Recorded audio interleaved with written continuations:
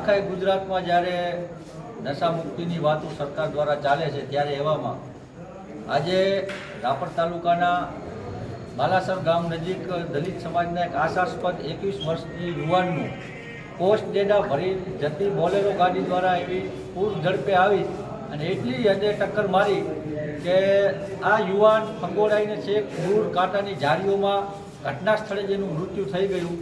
અને પોલીસની કાર્યવાહી તમે જુઓ કે પોલીસ સ્ટેશનની બિલકુલ સામે આ ઘટના બને છે અને જે ગાડીમાં ડેડા ભરેલા છે એ ગાડીમાં બીજી ગાડી આવી સ્કોર્પિયો ગાડી, એ ગાડીમાંથી ડેડા બીજી ગાડીમાં ટ્રાન્સફર કરે છે, ત્યાંથી નીકળી જાય છે। ત્યાં સુધી આ બાબતે પોલીસને કોઈ ખબર નથી। આ ઘટના બિલકુલ પોલીસ સ્ટેશનની સામે જ બની છે।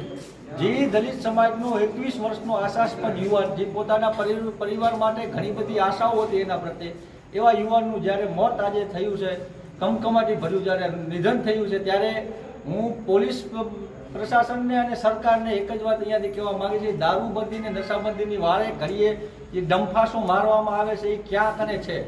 તો પોલીસ સ્ટેશનની બિલકુલ બાજુમાં આવી ઘટનાઓ બનતી હોય અને પોલીસ પણ પહેલે અજાણ થાય છે, પછી પ્રેશર બનાવ્યા બાદ કહે છે કે ના કાર્યવાહી કરશી, તો આમાં હિટ એન્ડ રનનો ગુનો દાખલ કરવામાં આવે પહેલાં તો, અને જે પોસ્ટ ડેટા ભરેલી ગાડી છે એની ઉપર કાર્યવાહી થાય જ, પણ એમાંથી બીજી ગાડીમાં જે માલ સપ્લાય કરી લઈ ગયા છે, બંને ગાડીઓ ઉપર જે સખ્તાઈથી કાર્યવાહી થવી જોઈએ એ કાર્યવાહી કરવામાં આવે અને હિટ એન્ડ રનનો ગુનો દાખલ કરવામાં આવે, ઓન ધી સ્પોટ તાત્કાલિક ધોરણે આ કાર્યવાહી કરવામાં આવે।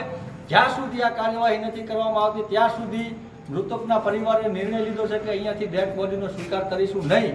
એટલે વહેલી તકે અને તાત્કાલિક ધોરણે આ તમામ આરોપીઓને, એક તો ગાડીથી ટક્કર મારીને જે યુવાનનું મૃત્યુ નિપજાયું છે એની ઉપર હિટ એન્ડ રનનો ગુનો દાખલ થાય અને પોસ્ટ ડેટાની ફરિયાદ અલગથી દાખલ કરવામાં આવે અને કાયદાની રીતે જે મજબૂતમાં મજબૂત કાયદા લાગુ પડતા હોય એ અનુસાર તાત્કાલિક ધોરણે આમના ઉપર કાર્યવાહી કરવામાં આવે। ત્યાં સુધી આ રાપરના સહયોગ આરોગ્ય કેન્દ્રમાંથી મૃતદેહનો સ્વીકાર કરવામાં આવશે નહીં। એની પ્રશાસન અને પોલીસ ગંભીરતાપૂર્વક નોંધ લે। ધન્યવાદ।